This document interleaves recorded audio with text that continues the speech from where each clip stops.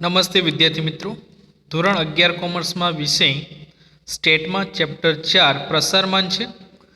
છેલ્લે આપણે ચલનાંક વિશે જોઈ ગયા અને ઉદાહરણ નંબર છે 19 જોઈ ગયા છે. સ્વાધ્યાયમાં પણ એના વિશે દાખલો આપ્યો તમને.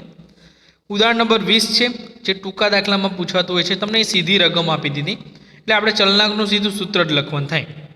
અને ચલનાંકની ગણતરી ક્યારે એવું લખ્યું નહીં હોય. જો નીચે લખ્યું છે, કયા કામદારના કાર્ય પૂરું કરવા લાગતા સમયમાં વધુ સાપેક્ષ પ્રસાર છે અથવા તો સુસંગત ધરાવે છે, એવા શબ્દો હોય ત્યારે આપણે ચલનાંકની ગણતરી કરવાની છે.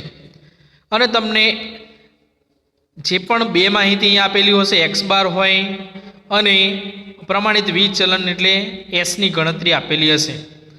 હવે અહીંયા લખ્યું કે વિગત કામદાર એ અને કામદાર બી છે, કાર્ય પૂરું કરવા લાગતો સમય સરેરાશ સમય. જો સરેરાશ શબ્દ એટલે મધ્યક જ કહેવાય એને, આપણે ખબર છે, મધ્યકને આપણે સરેરાશ કહીએ છીએ.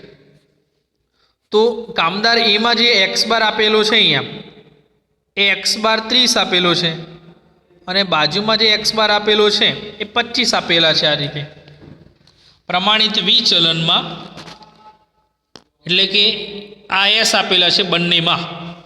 કામદાર એનો જે પ્રમાણિત વિચલન એસ બરાબર 6 છે, કામદાર બી એમાં પ્રમાણિત વિચલન એટલે એસ બરાબર 4 છે. શું કીધું કે વધુ સાપેક્ષ પ્રસાર શેમાં છે, એનો જવાબ આપણે શોધવાનો છે.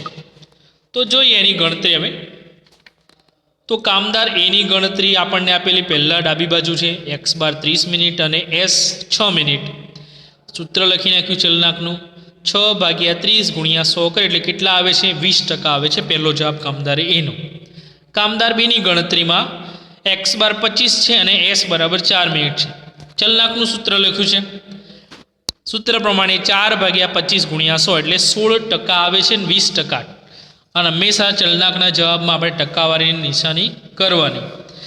જેનો જવાબ વધુ હોય ને એમાં પ્રસાર વધુ છે એમ કહેવાય છે, બરાબર છે. કામદાર એનો ચલનાંક વધુ હોવાથી તેના સમયમાં પ્રસાર વધુ છે એમ કહેવાય છે. ઉદાહરણ નંબર 21 છે, એ પણ જોઈ લઈએ. તેમાં 50 વિદ્યાર્થીઓના વજન અને ઊંચાઈના મધ્યક અને પ્રમાણિત વિચલન આપેલા છે. તો આ બંનેના મધ્યક અહીં આપી દીધા છે આપણને, શરૂઆતમાં છે એક્સ બારની માહિતી બંનેની. તો એ લખેલું એક્સ બાર 56.2 અને એસ બરાબર 4.8 કોનું? વજનનું છે. અને એ જ પ્રમાણે છે ઊંચાઈમાં છે, એક્સ બાર ઊંચાઈનો 62.5 છે અને પ્રમાણિત વિચલન એટલે એસ બરાબર 9.3 ઇંચ છે. અહીંયા પણ કીધું કે શેમાં પ્રસાર વધુ જણાય છે, એ આપણે અહીંયા લખવાનું છે. તો જોઈ લે, બંનેની ગણતરી આપી દીધી અહીંયા. તો ચલનાંકનો પહેલો જવાબ જે આવે છે, વજનનું સૂત્ર મૂકી દીધું, એસ છેદમાં એક્સ બાર × 100, 4.8 છેદમાં 56.2 × 100 એટલે 8.54% વજનનો જવાબ આવે છે. શેનો? ચલનાંકનો. એ જ પ્રમાણે ઊંચાઈ માટે એક્સ બાર વાય બાર એક્સ બાર અને એસ 9.3/62.5 × 100 કરીએ છીએ એટલે 14.88% એ ઊંચાઈનો જવાબ આવશે. અને આ રીતે જેનો જવાબ વધુ હોય એમાં પ્રસાર વધુ છે એમ કહેવાય. તો ઊંચાઈ માટે ચલનાંક વધુ હોવાથી વિદ્યાર્થીઓની ઊંચાઈમાં એ પ્રસાર વધુ છે એવું અહીંયા દર્શાવેલું છે, બરાબર. તો બંને ઉદાહરણ છે 20 અને 21 પ્રમાણે છે. તમારે સ્વાધ્યાય 4.5માં બીજો દાખલો અને ત્રીજો દાખલો છે, એ બંને દાખલાની ગણતરી કરવાની છે. બીજો દાખલો જે આપણે આ 20 અને 21માં ઉદાહરણ જોઈએ એ પ્રમાણે છે, પણ અહીંયા ત્રીજા દાખલામાં તમને ચલનાંક આપી દીધા છે, એ યાદ રાખજો, બરાબર. પછી પ્રમાણિત વિચલન એટલે બંનેના એસ આપી દીધા. બે શ્રેણી, પ્રથમ શ્રેણી અને બીજી શ્રેણી તમારે લખી નાખવાનું. એ બંનેના મધ્યક તમારે શોધવાના છે. હવે એના પછી આપણે જોઈ લઈએ કે ચલનાંકના અથવા તો પ્રમાણિત વિચલનના લાભ અને ગેરલાભ આપેલા છે. છેલ્લે આપણે જોઈ ગયા પણ નહોતા, અહીંયા છેલ્લે આપેલા છે. તો લાભમાં જોઈએ કે એની વ્યાખ્યા સ્પષ્ટ અને ચોક્કસ છે, જે વ્યાખ્યા આપણે જોઈ ગયા છે, અને એની ગણતરી આપણે જોઈ ગયા. ગણતરીમાં બધા જ અવલોકનોનો ઉપયોગ થાય છે, જે આપણે જોઈ ગયા. વર્ગવાળા દાખલા અથવા તો સતત અને અસતત આવૃત્તિ વિતરણ અવલોકનો બધા આપેલા હતા. પ્રસારના અન્ય માપોની સરખામણીમાં પ્રમાણિત વિચલન સાપેક્ષ એટલે સક્ષમ માપ ગણાય છે. ચોથું છે બૈજિક ક્રિયાઓ માટે અનુકૂળ માપ છે. એટલે કે બે માહિતીના સમૂહના મધ્યક અને પ્રમાણિત વિચલન આપેલા હોય તો બે માહિતી સમૂહને ભેગા કરવાથી મળતા નવા સમૂહનું મિશ્ર પ્રમાણિત વિચલન મેળવી શકાય. આના પછી આપણે જે માપ આવે છે મિશ્ર પ્રમાણિત વિચલન છે. મધ્યકમાં પણ આપણે જોઈએ કે મિશ્ર મધ્યક છે એના આધારે.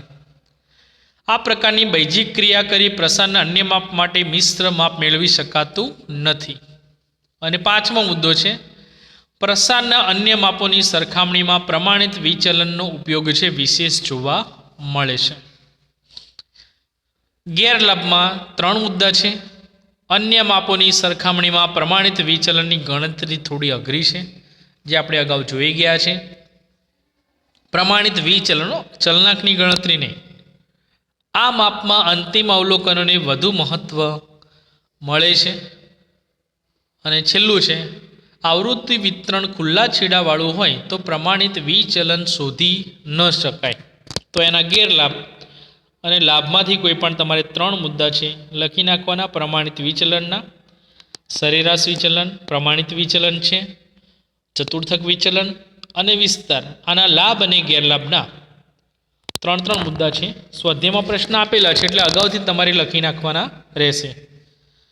બરોબર. તો આ સ્વાધ્યાય 4.5 આપણું પૂરું થાય છે. 1 થી 3 દાખલાઓ છે અને ઉદાહરણ જોઈ ગયા. ત્યાર પછી મિશ્ર પ્રમાણિત વિચલન છે એના સૂત્રની માહિતી અને એનો જે દાખલો છે એની ગણતરી આપણે પછીના વિડીયોમાં જોઈશું.